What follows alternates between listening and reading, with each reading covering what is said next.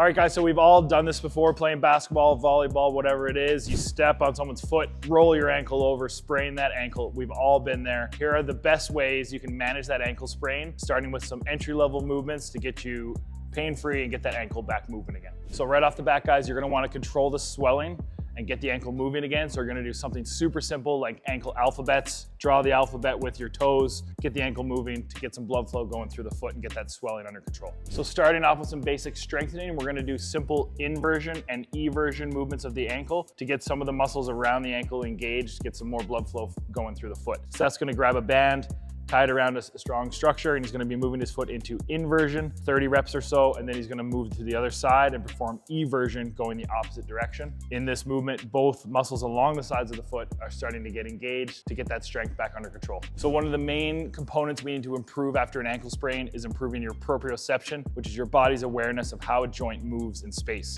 So that's gonna get on an unstable surface, such as a foam pad like this. You can also use a yoga mat or a folded up towel or pillow. In this position, you can see the foot's moving. He's trying to establish that balance and control, engaging the muscles that he just strengthened doing that previous band exercise. Try each foot, get working on both sides, and improve that proprioception. So to complete the phase 1 ankle exercises after an ankle sprain, Seth's gonna perform a single leg calf raise. In this position, you're getting some work with balance and control, but most importantly, gaining some strength through the calf as he comes up and down. Over the edge of a step adds a little bit of extra range of motion to allow you to really get that strength through that full range.